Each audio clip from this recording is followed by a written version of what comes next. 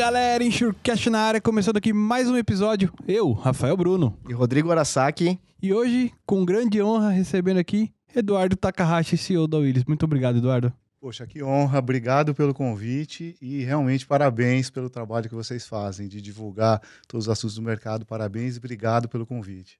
Não, uma grande honra. Foi bem recomendado por várias pessoas. As pessoas que me perguntavam quem que vai ser o da semana que vem. Eu falei, os caras subiram. Nossa. É verdade, eu já recebi umas dessas também. Não, menos.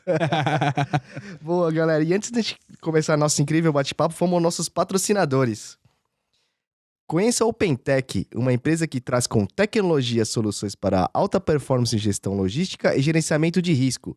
Líder em operações logísticos e intermodais, embarcadores com operações complexas nos nichos de medicamentos, linha branca, alimentos e frigorificados. Conheça a OpenTech pelo Instagram, LinkedIn ou acesse o site opentechgr.com.br. Valeu, OpenTech! Boa. Se você é do ramo do seguro de transporte, certamente já ouviu falar da Moraes Veleda. Temos o prazer de tê-la como nosso patrocinador. Hoje, a MV é líder de mercado no gerenciamento de riscos e prevenção de perdas, sempre utilizando as melhores tecnologias, sem deixar de lado a humanização no atendimento e execução de suas atividades.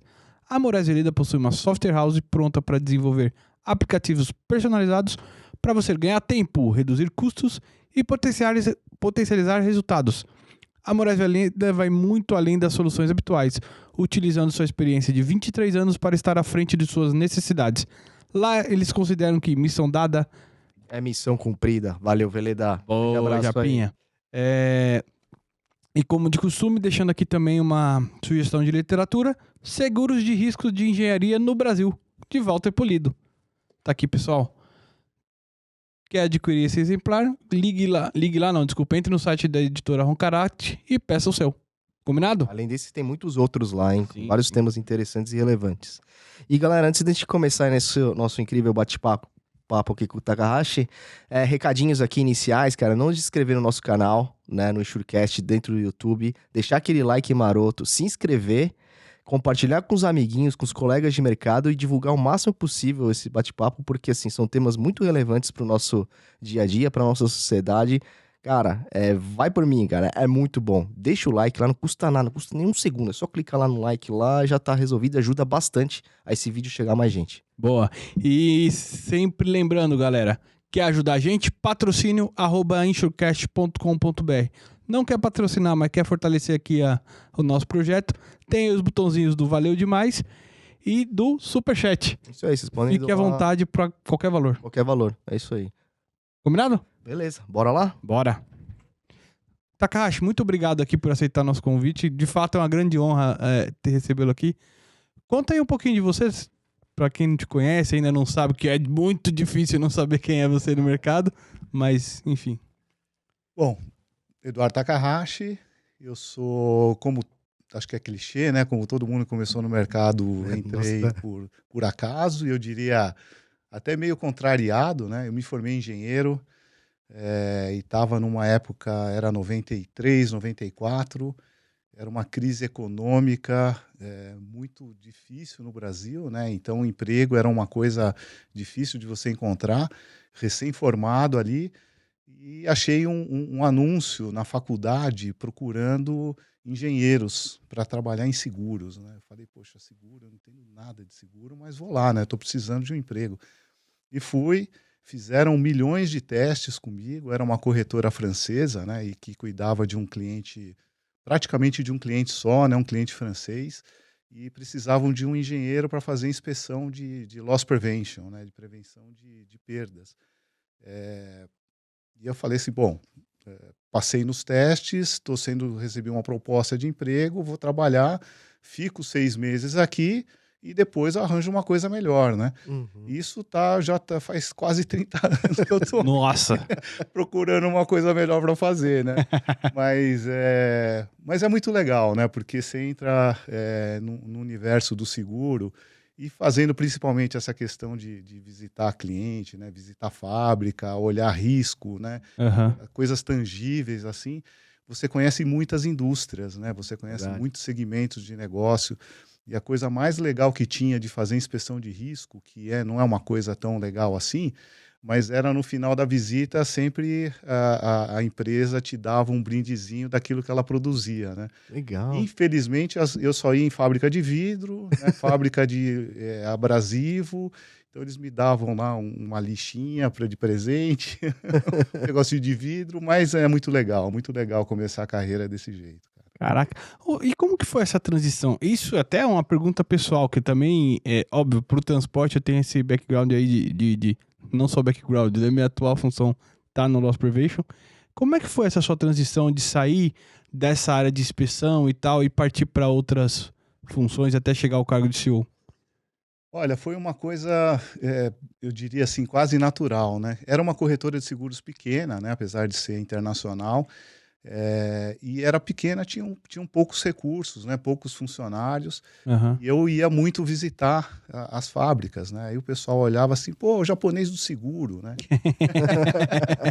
Vem aqui, me ajuda com uma questão assim, pô, estão com um problema aqui na cotação do seguro. Eu falei, poxa, mas não tem nada a ver com isso, né? Uhum. Mas o meu jeito foi um pouco assim, né? Eu não sabia dizer muito não, pegava o assunto, levava para casa e tentava resolver. E de uma hora para outra eu passei a ser como se fosse um gerente comercial da conta, né? Então eu Entendi. comecei a cuidar de contas de clientes dessa maneira.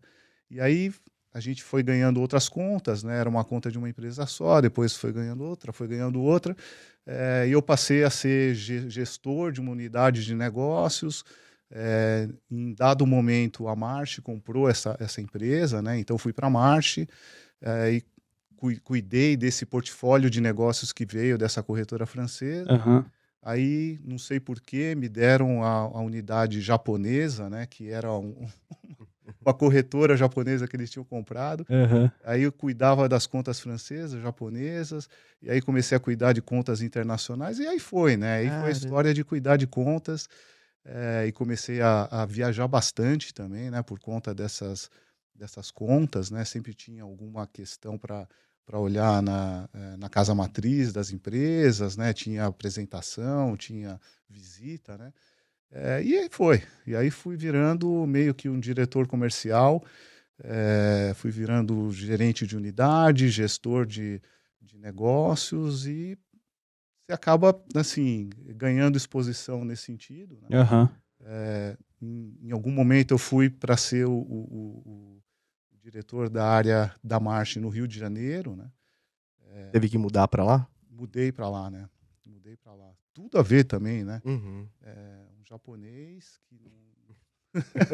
Mas tem uma conta grande lá japonesa, né? Que eu acho que devia atender de lá. Mas... Não, mas e aí foi, né? Você vai ganhando um pouco mais de experiência, você acaba se afastando um pouco do dia a dia, né? Da parte técnica. Uhum. Teve uma história técnica também, né? Claro. Bastante grande, de ler tarifa, né? Do IRB. Eu lia todas aquelas tarifas, né? De risco de engenharia, de incêndio, de transportes, Uhum.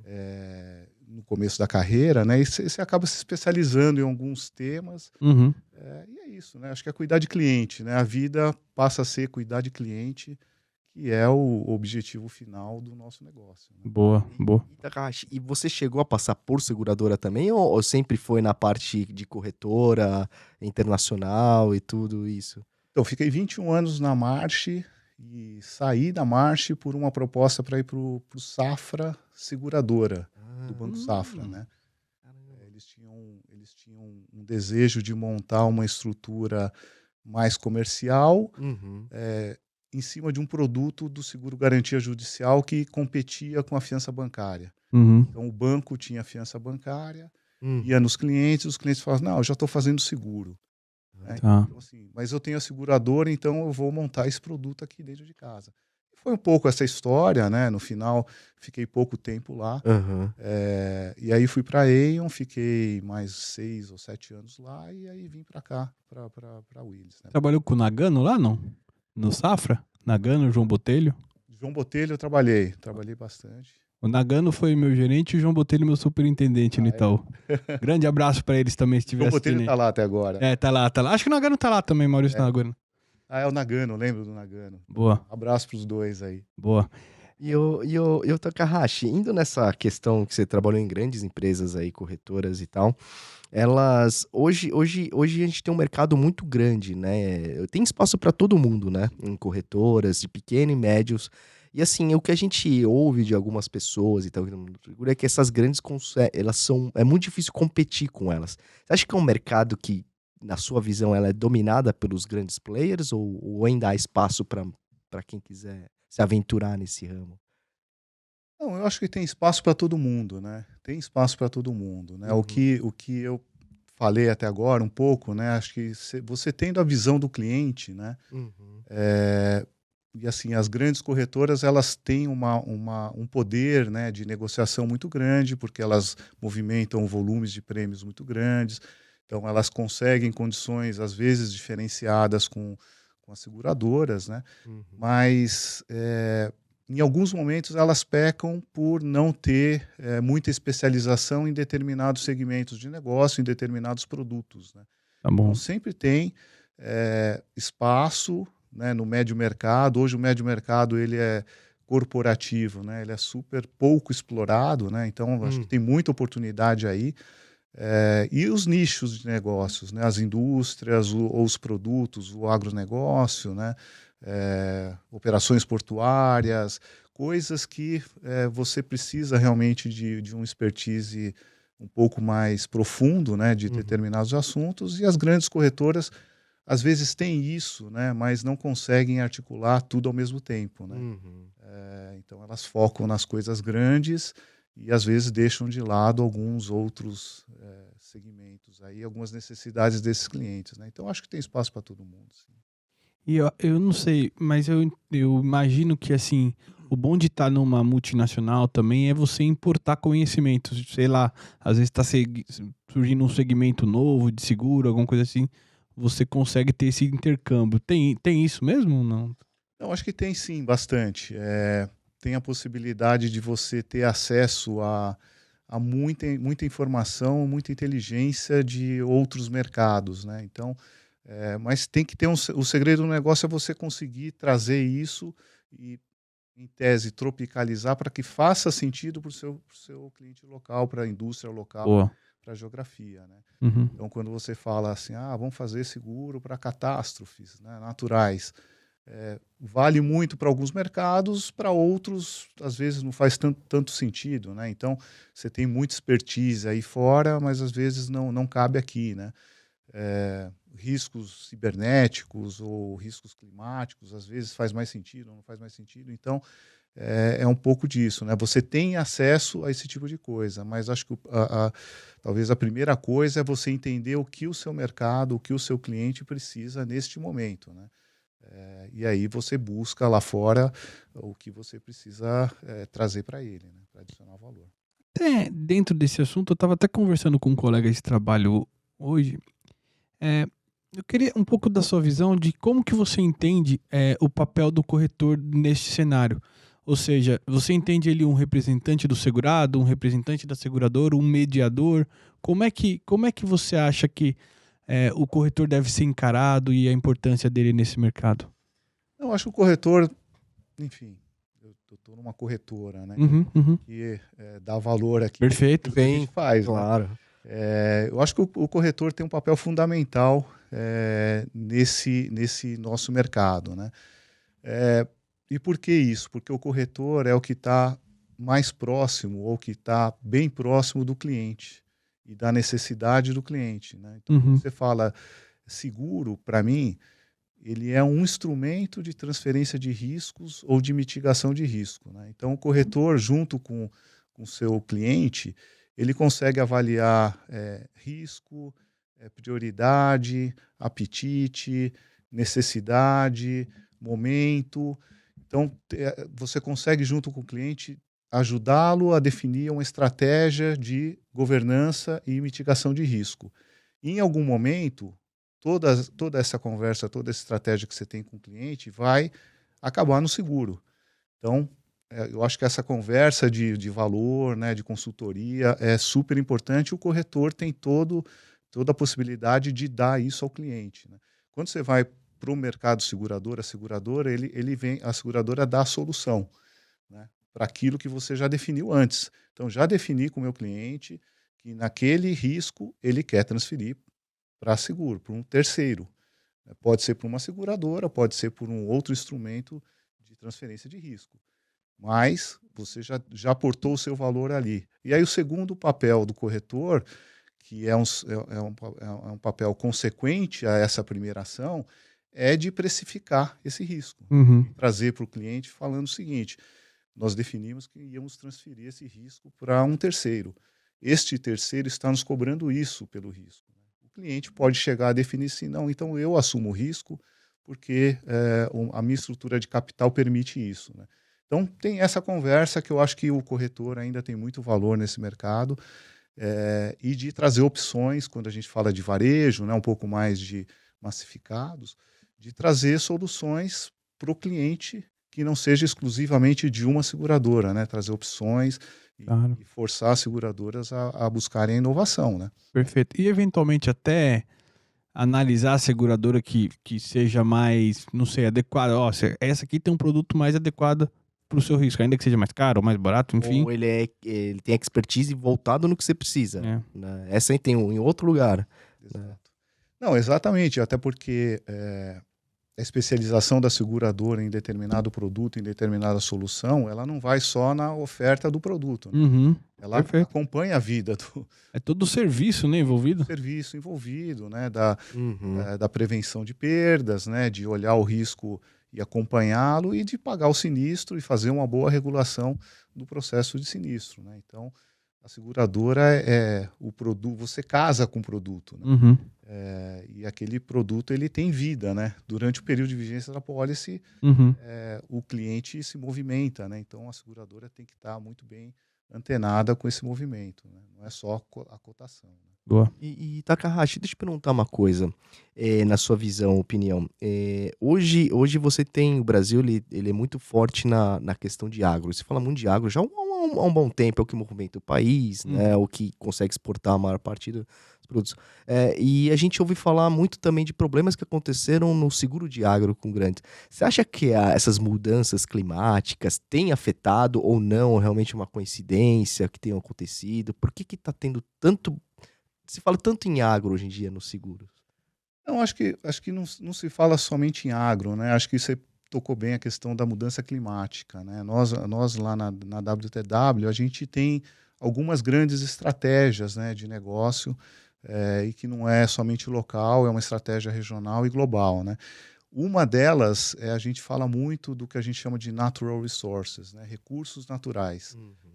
E toda a questão que envolve o recurso natural, desde mineração, oil and gas, né? Então, extração de petróleo, carbono, emissão de carbono, transição energética, energia verde, né? Energia limpa. Então, tem todo um escopo aí que a gente trabalha e a gente chama isso de resiliência climática, né? Então, a gente tem um grupo de experts na empresa que trata muito disso e trata da questão da mudança climática, com certeza, né? Então, a gente consegue dar assessoria para real estate, né? Para projetos de real estate que no futuro podem estar em áreas alagadas, né? Então, por conta da mudança climática. Ou você pode criar proteções de paramétricos para agronegócio, para seguro rural, né? Ou energia com recorrência, hidrogênio verde, enfim, você tem todo um desenho que está se formando em cima disso. E todo o gatilho disso tudo é a mudança climática, né? Que está trazendo essas consequências. Tem o Acordo de Paris, né, que a gente tem que a maioria das empresas tem que se comprometer com certas metas, né, de emissão de carbono até 2030, outras até 2050, mas todas as empresas no mundo estão muito atentas a esse tema, né? Então não é só o agronegócio por um infortúnio nosso, nos últimos 2 anos nós sofremos bastante, né, na questão do agronegócio, né? Por conta do clima, né? Muita seca ou muita chuva, e aí fora do normal, a gente tem esses problemas. Né? Você acha que esses produtos de seguros voltados a clima, assim, serão uma tendência mais para frente, assim, do jeito que... Eu acho que não só os produtos, né? Mas é tudo que está em torno, né, da questão. né? Porque você não resolve ou não ajuda as empresas a resolverem essa questão somente fazendo o seguro, né? Aham. Tem toda uma consultoria por trás Perfeito. de você, assim, as empresas, por exemplo, estão captando funding, né, do que eles chamam de green bonds, né, ou financiamento verde, mas elas têm que se comprometer com as metas de redução de carbono, né? Entendi. Redução energética. Você vê as empresas de petróleo aí tendo que buscar parcerias, né, em energia renovável para poder continuar fazendo a exploração do petróleo, né, distribuição e exploração, mas tendo que ter Compensar de uma certa forma, uma né? usina eólica, né? Tem que ter que comprar uma usina hidrelétrica para compensar um pouco essa pegada de carbono, né? Você Então, vê. não é só fazer um seguro para isso, né? Você Tem tem muita que mais coisa. ajudar o cliente a passar por essa fase de transição, por quê? Porque os riscos mudam, né? Você imagina uma empresa em transição energética, né? Os processos mudam, né? Eu vou dar um exemplo. A gente tem um cliente que está fazendo uma indústria petroquímica que está fazendo uma transição energética e vai construir uma planta de hidrogênio verde, né? Então, assim, os caras nunca tiveram uma planta de hidrogênio verde. O risco é diferente, né? A forma de fazer contrato de energia é diferente. Enfim, toda a produção vai surgem novos riscos, né? Surgem os riscos físicos, os riscos de responsabilidade e risco de imagem, né? Então, assim, muda todo o cenário, né? Risco de responsabilidade. Você está com um produto diferente na sua fábrica, né? Você está com matéria-prima diferente. Você está com um formato de produção diferente, né? Então, você muda todo o risco físico, né? Você está com um impacto social diferente, né? E você tem toda a parte de reputação da sua empresa, se você atinge ou não as metas, né? Se você tem exposição em bolsa, não tem. Enfim, acho que muda todo o cenário. Claro. É aí que acho que é o papel nosso, né? De ajudar os clientes a passarem por isso, né? Você acha que as seguradoras estão nesse papel também ou não?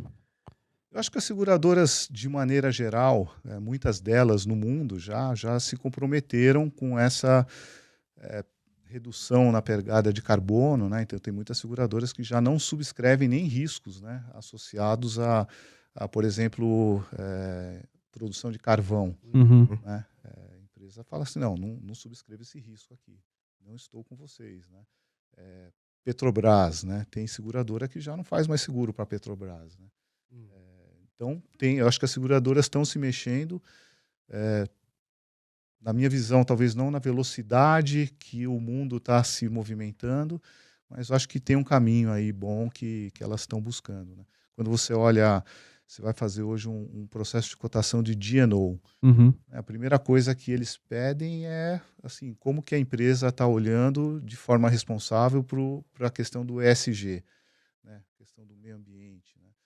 Será que esses caras aqui vão ser processados, vão ser acusados por não estarem de acordo com as regulações? Nossa, que bacana. Estou entrando nesse detalhe. Entrando nesse detalhe, né? A empresa tem risco, tem seguro de cyber, né? É um processo de governança, Claro. né, dentro do ESG, né?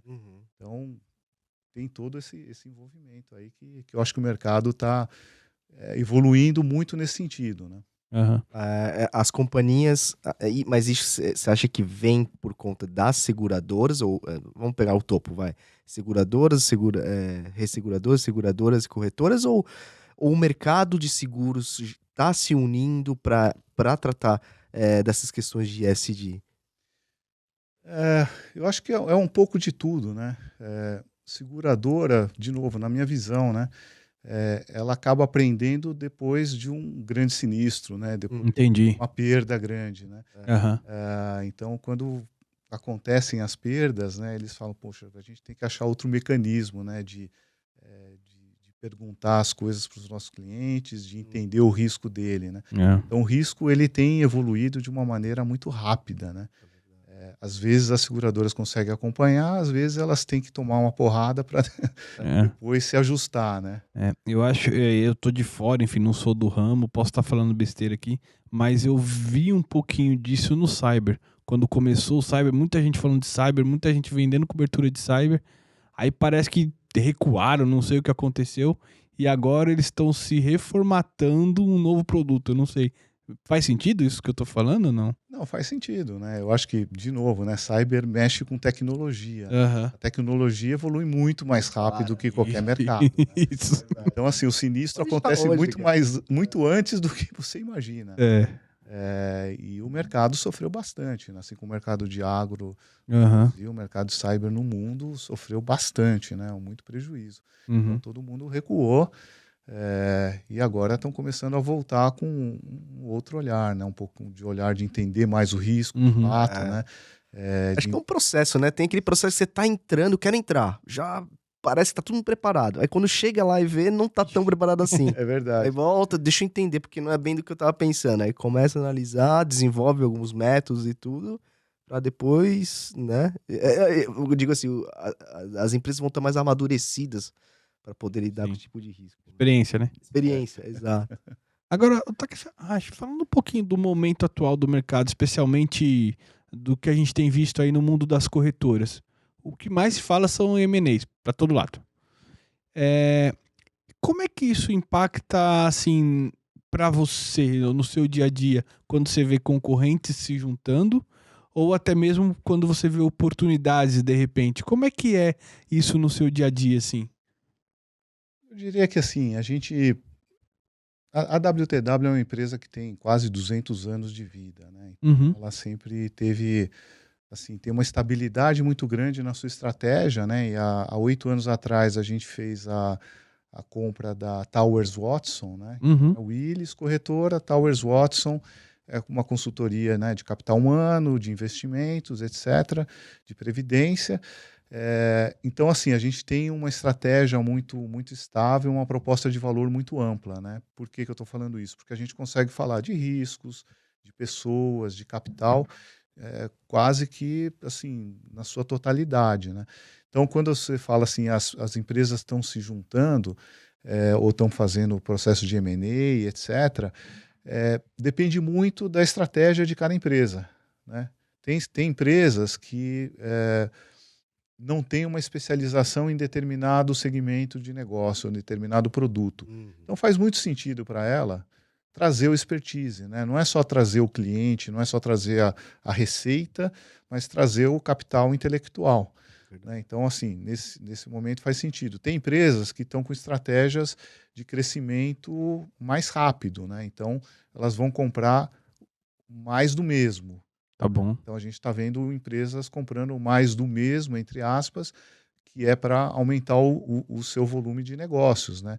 E, eventualmente, trabalhar de forma melhor com os mercados, trazer mais soluções para os seus clientes. Uhum, Neste momento, no mundo, a gente vê muito essa questão da taxa de juros, né? Os private equities, né? As empresas de investimento, dos fundos de investimento que não são especializados em seguro ou em corretora, elas acabaram fazendo, em um passado um pouco mais distante, algumas aquisições grandes, né? E aí, aí você olha nesse momento com taxa de juros elevada, né, o capital sendo remunerado de uma maneira melhor, ele fala, poxa, eu não vou esperar 5 anos para esse negócio dar certo, né, e me dar o retorno.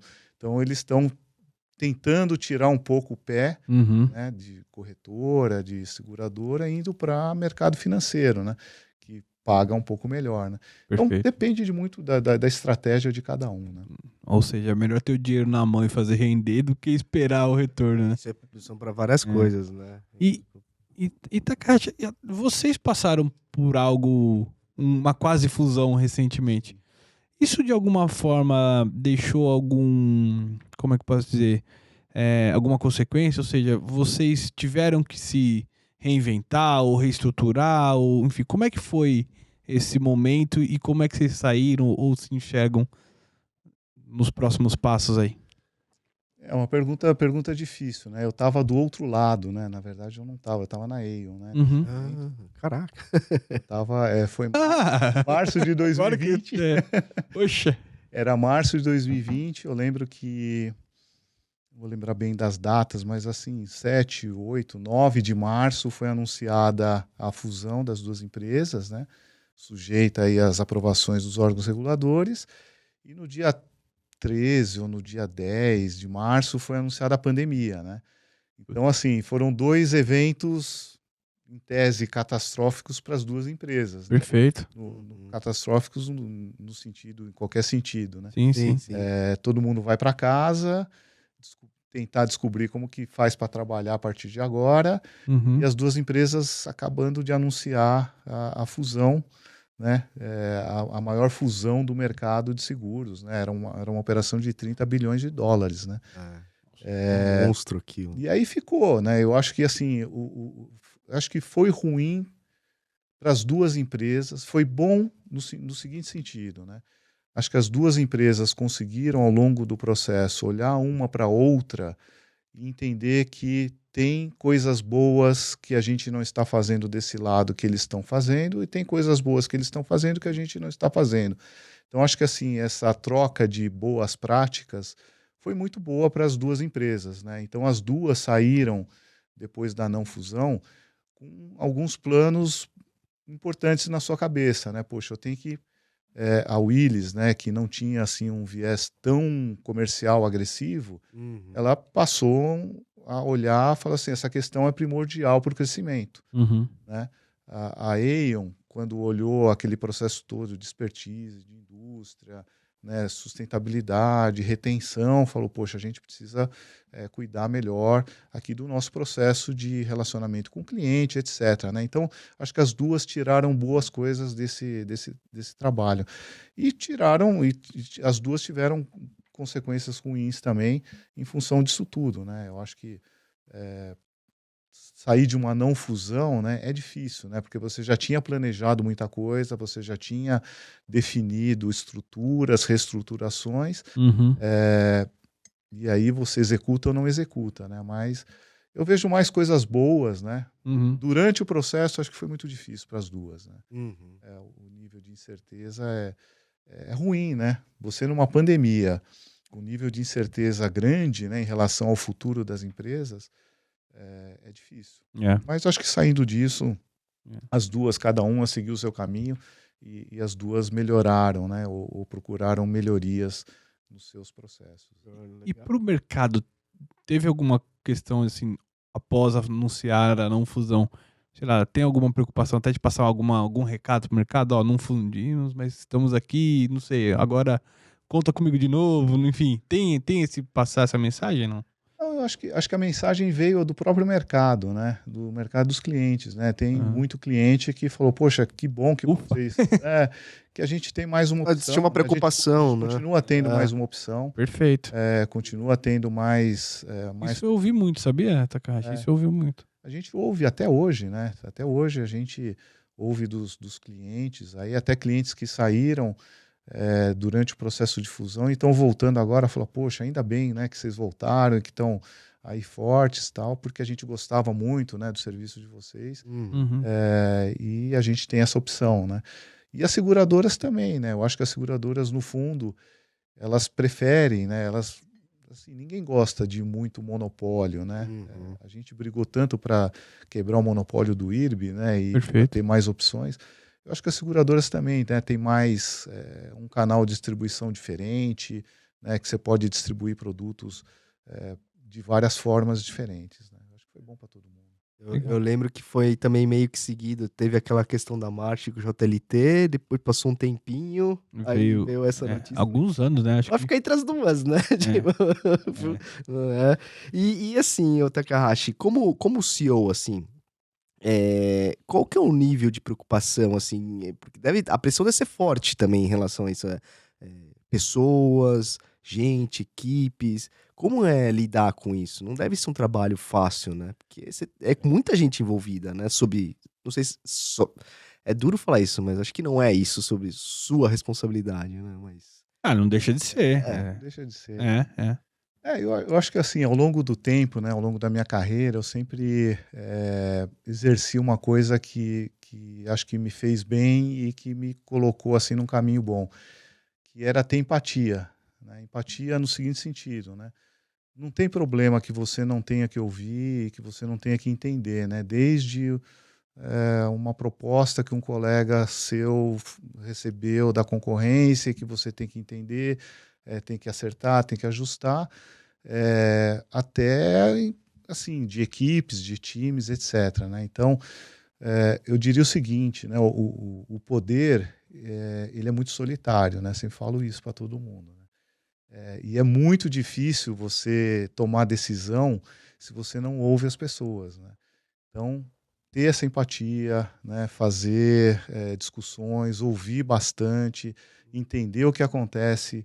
Eu nunca me distancio da base, né? Sempre estou assim, 2, 3 vezes por semana eu quero estar em cliente, né? Eu quero entender o que está acontecendo, qual que é o discurso, como que a pessoa está vendendo, como que ela está atendendo. O cliente reclama disso, reclama daquilo. Então você tem sempre um toque na realidade, né? Eu acho que é isso que é o legal, né? Porque você não vai aparecer como antigamente, né? Tinha o chefe lá, sei lá, o CEO ficava dentro de uma sala fechada, né? E tinha que pedir para a secretária se podia falar com a pessoa. Né? Aí chegava na segunda, saía na sexta e ia embora e não ia nem na fábrica, né? Você perde a realidade, né? Então, eu acho que hoje é muito isso, né? Você está muito antenado em tudo que está acontecendo, mesmo porque a gente tem que ser a gente tem que ter uma liderança que inspira pelo exemplo também, que não é mais aquela questão só de comando e controle, né? Sempre tem que ter um pouquinho de comando, um pouco de controle, mas as pessoas não trabalham mais assim, né? Elas trabalham pela inspiração, né? Poxa, que legal, né? Que ele está trazendo esse assunto. Pô, eu vou me engajar porque eu acho que faz bem para o meu propósito, né? Então, assim, tem que ter um propósito em tudo e o mundo está evoluindo muito rápido, né? Tá acontecendo muitas coisas aí de fora, a gente tem que saber traduzir tudo isso, né? Não dar pânico nas pessoas, mas saber endereçar as questões. Então tem um conjunto de coisas assim, mas não é fácil, não. E assim, é o que você falou, né?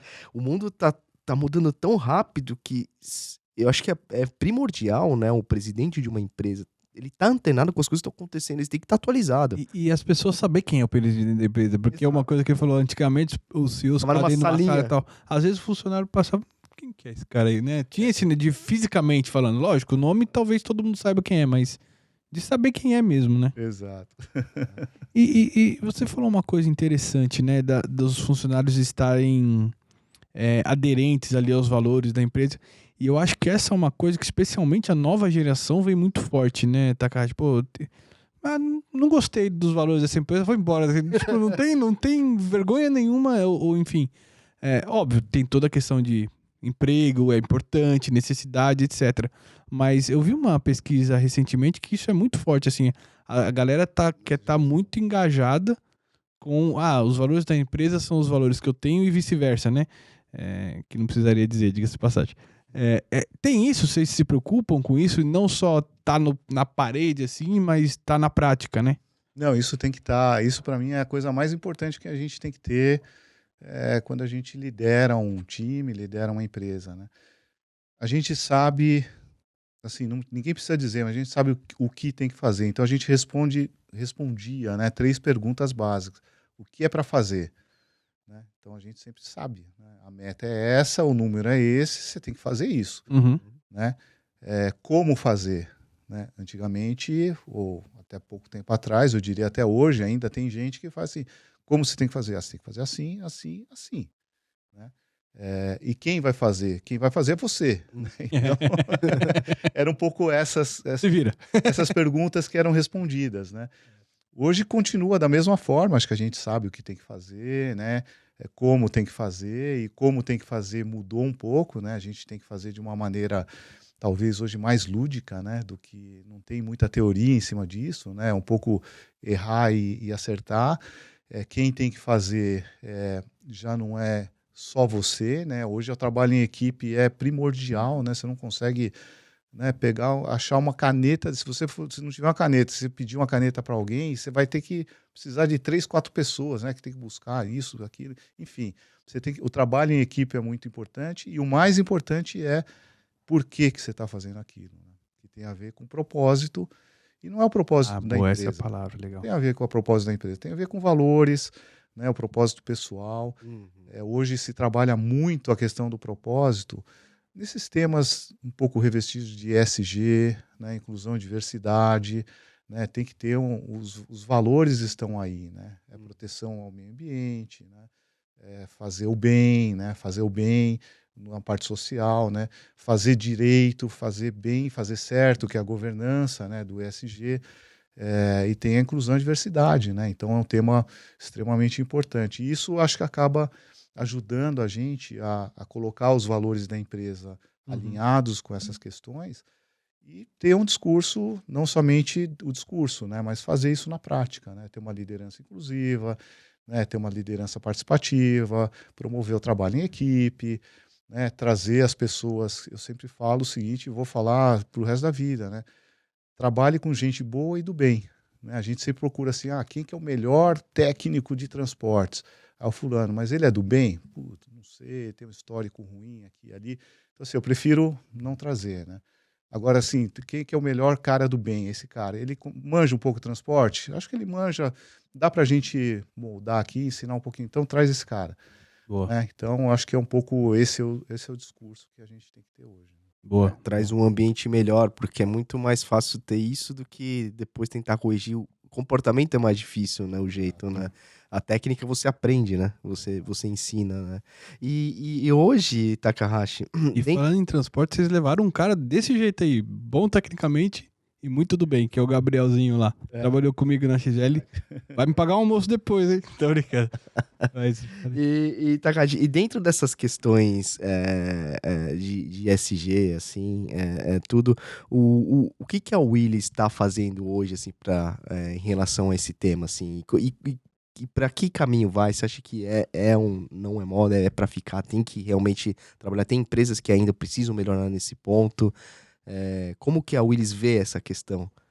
Não, a gente vê de uma maneira muito séria, né? Eu diria assim, o ESG é uma forma moderna de você falar que tudo que a gente tem de valor na vida a gente deveria praticar desde sempre, né? O E do environment, né? Do ambiental, né? É proteger o planeta, né? Não criar poluição e enfim, tem uma série de questões nesse sentido. A WTW no mundo criou o que a gente chama do Hub de resiliência climática, que é justamente para ajudar os nossos clientes a navegarem nesse mundo. É uma área isso. É uma área de expertise, de consultoria, que trabalha com dados analíticos de passado, mas que com uma tentativa de prever o futuro de uma maneira muito objetiva, né? E como que o cliente acessa isso? Contratando serviços da... Boa. Boa. Esse é legal, que é o papel da consultoria, né? Além da... ué. Porque eu acho assim, eu achei legal o que o Takahashi falou, porque assim, não é simplesmente vender o seguro e tal. É você prestar todos os tipos de serviço sem estar ligado realmente somente à pólice ou prêmio. Não, caminhar com o cliente nessa jornada, né? Porque o cliente também é um assunto novo para todo mundo, né? Então o cliente também precisa de ajuda a se adequar, às vezes. A se adequar às questões, né? Aí o G da governança, as questões regulatórias, a legislação muda toda hora, né? O próprio regulador, às vezes, está perdido nesse mundo, né? Você vê a SUSEP tentando impor aí esse mercado segurador, corretor, que tenha lá as suas questões ESG, né? E ESG, o S não se resume a inclusão, diversidade só, né? Tem uma série de outras questões aí que você tem que trabalhar nesse sentido, né? Então, nós estamos trabalhando muito forte nessa agenda, né? E juntando tudo que a gente tem de expertise, né? Quando eu falo nós temos a consultoria de previdência, né? Previdência é o futuro do nosso, né?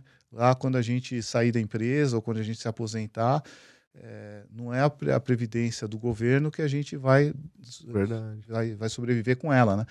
Então tem a previdência privada, então as empresas têm esse papel importante social de fazer esse trabalho. Então, assim, um exemplo direto, não é direto, é indireto, mas é onde a gente está preocupado em colocar isso para a sociedade, né, de alguma forma.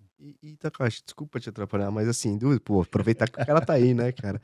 E na sua opinião, na sua visão, dá para alinhar a questão de produtividade com um ambiente mais leve, assim, hoje? Porque eu acho que tem uma relação direta. Isso influencia, impacta no final, assim, na entrega? Impacta economicamente falando, financeiramente falando, né? Eu acho que quando você tem o que fazer, né, as metas todas financeiras, Aham. se você não tem uma equipe engajada, Não vai. vai ser difícil fazer. Né? Você pode até chegar a fazer pontualmente, por uma sorte, um cliente que entrou e emitiu uma garantia gigante e financeiramente deu certo, né? Mas se você não tem sustentabilidade nesse processo, você não vai ter sucesso, né? Então, tem relação direta com isso, tem relação direta com diversidade, né? A gente tem na WTW um programa lindo de menor aprendiz, né? Legal. A gente traz esse pessoal de vulnerabilidade social grande, né? E para dentro de casa, ensina. A gente tem efetivado muitos deles, né? E eles têm outra visão, né? Eles trazem uma riqueza para o nosso trabalho que fala, caramba, né? Soluções simples, porque eles estão no dia a dia, às vezes, diferente do nosso, né? Eles enxergam as coisas e falam, poxa, isso aqui é muito fácil fazer. E a gente quebrando a cabeça. Então, a liderança feminina, né? De trazer outro olhar, né? Sobre o mesmo assunto. Então, assim, diversidade de ideias, inovação. Então, tudo isso acaba, assim, às vezes não dá para medir exatamente na ponta, mas o resultado, ele é importante. Então, assim, a gente tem um processo, ano passado a gente teve um índice de engajamento de 97%, né? Uhum. Assim, é um número super alto, talvez até pelo momento de ter saído de uma não fusão, né? Tá bom. E ter passado um ano inteiro um pouco mais engajado, né? Com novidades, etc, etc. Mas que demonstra tudo isso, né? De um engajamento maior. E a gente fechou o ano com, sei lá, 19%, quase 20% de crescimento, né? Legal. Estamos vindo aí no primeiro quadrimestre aí também com um crescimento muito bom. E isso vem, né? Então, e aí tem um outro lado também, né? Tem um lado de que a velocidade começa a tomar uma velocidade grande e as pessoas começam a ficar mais estressadas, né? Uhum. Então a gente tem também... A vida de CEO, né, cara? Não, e é uma coisa até que eu tava conversando hoje também. Às vezes a gente deixa passar situações, não é porque a gente não sabe aquilo, é porque você tá num ritmo tão, né, intenso que você precisa escolher, né, qual cliente você vai atender primeiro. Então, é bem isso, você tem que ter um equilíbrio ali, né? Acho que esse que é o grande desafio. Eu acho que a grande questão hoje, se eu pudesse trazer uma grande questão que me preocupa bastante, é a saúde mental, né? É um pouco desse... Não é só interno, né? Eu acho que as corporações sempre tiveram esse ritmo meio acelerado, né? Mas o que vem de fora também. Perfeito. Né? Você junta tudo que aconteceu, né? Durante a pandemia e pós-pandemia, e as coisas que acontecem, né? Violência, pobreza, guerra, enfim, tudo que está acontecendo, né? É só notícia ruim que vem, parece às vezes, né? E veio de uma vez, né? E a gente tem que, assim, como liderança das empresas, né? A gente tem que se preocupar com isso e tentar achar formas de tentar ajudar, né? Os nossos colaboradores a mitigarem um pouco isso, né? Ou procurarem outras coisas. Mas é um grande desafio hoje, né? Eu diria assim, não tem uma resposta única. Acho que tem um conjunto de coisas, mas a primeira coisa é entender que está acontecendo isso, reconhecer que está acontecendo e que a gente tem que trabalhar nas soluções. E agora, mudando um pouquinho de assunto, como que você vê o mercado atual e futuro aí do brasileiro de seguros e até mesmo os planos da WTW? Olha, a gente tem focado em 4 grandes assuntos, né?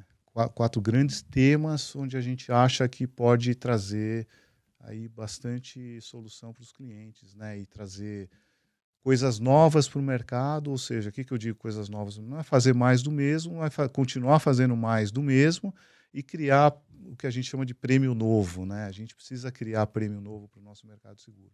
Então, os 4 grandes temas que a gente usa, né? Esse do clima, natural resources, né? Recursos naturais, energia, tal. Então a gente tem trabalhado muito nesse tema e todas as soluções que vêm em cima dele, né? Vêm desde risco de engenharia, garantia, transporte, etc, etc, etc. A gente tem trabalhado muito nos produtos financeiros ou na questão do dinheiro, o fluxo do dinheiro, né? Então, o fluxo do dinheiro desde quem está investindo e aonde está investindo, quais os riscos da operação e como que a gente ajuda esse investimento a se proteger ou se pagar, né? Quando a gente fala de project finance, né? Quando a gente fala de M&A, então tem todo um conjunto de soluções. Aí entra D&O, entra garantia, entra crédito. A gente está investindo bastante em crédito agora, né? Depois da questão das americanas, né? Acho que abre um mercado importante aí para a gente. O terceiro grande pilar, acho que é o supply chain, né? Cadeia de fornecimento. A gente viu aí na pandemia grandes rupturas, né? Da cadeia de fornecimento, veio a guerra, né? A guerra fazendo assim, a gente não tinha fertilizante para o nosso agronegócio, né? Então você vê as rupturas sendo criadas muito rapidamente. Então aí você tem desde aviação, aeroporto, mobilidade urbana, seguro de transportes, risco político. Eventos, né, que pararam também. Todo esse pacote. E saúde, né? Eu acho que saúde é a bola da vez, né? Então a gente tem muita solução na área de saúde, né? De bem-estar, de saúde mental, mas de seguro também, seguro de vida, né? Então a gente está investindo bastante em seguro de vida, né? Porque é um produto que sempre foi falar, seguro de vida, né?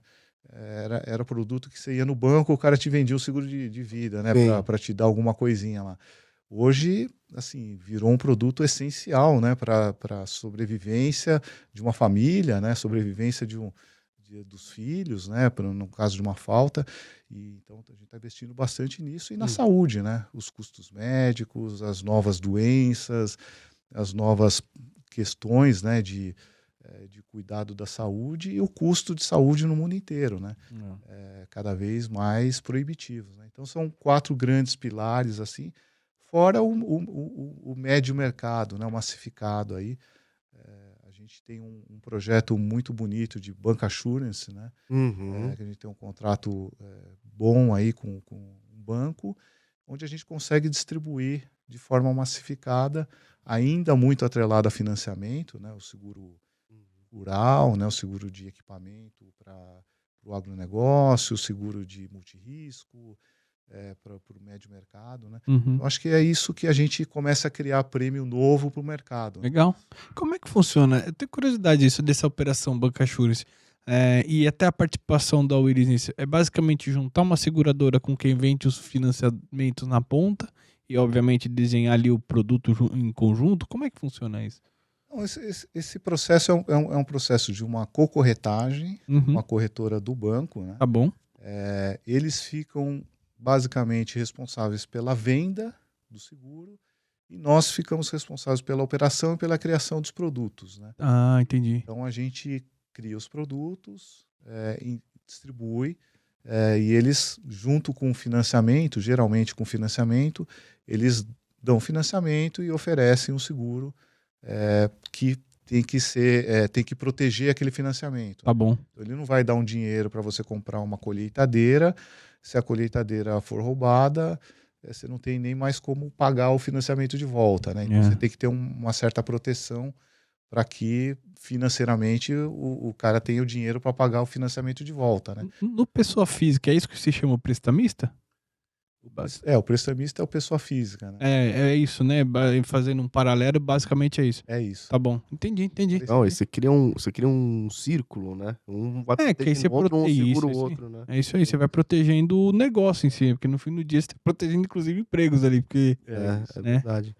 E Takahashi, e o futuro, assim, da corretagem, dos corretores, assim, fora essa questão de criar novos produtos, novos prêmios, assim, você acha que você deu um exemplo muito legal, assim, e é que ocorre, né? Tipo, novas doenças, novos tipos de coisas. Você acha que isso, as seguradoras e os corretores vão ter que estar preparadas para lidar com esse tipo de situação? Porque é um negócio dinâmico também, né? É uma coisa... E até que ponto que se investe muito em tecnologia hoje no mercado de seguros, na sua visão, ou não? Porque a gente vê banco direto, inventa um monte de coisa, tal, serviço. E nos seguros? Estamos caminhando para essa mesma situação? Eu acho que a gente está caminhando a passos muito lentos ainda, né? O mercado, de forma geral, Acho que tem poucas empresas que usam muito o que a gente chama de data analytics, né? Então, tem muita informação que passa pelo mercado de seguros. Aliás, toda a informação do mundo passa no mercado de seguros. Sejam das pessoas, dos riscos, né? E do investimento, né? Então, assim, as seguradoras têm na mão uma base de informação muito grande, né? Todo mundo, no mundo inteiro que faz seguro, passa suas informações, são informações detalhadíssimas, né? Perfeito. Para seguradoras, né? O valor em risco, margem, lucro, faturamento, número de pessoas, né? O seguro-saúde, você sabe até se o cara tem colesterol alto, enfim. Perfeito, Tem muita informação. Claro. Verdade. Eu acho que a gente ainda faz pouco uso dessa informação, né? Os corretores, tem alguns corretores, e nós somos um deles, né? Que a gente tenta tirar a informação disso para devolver para o cliente ou devolver para o mercado, no sentido assim, o mundo está caminhando para esse lado, né? Esse tipo de risco está necessitando desse tipo de cobertura. Então, acho que, mas ainda é muito incipiente esse tipo de coisa, né?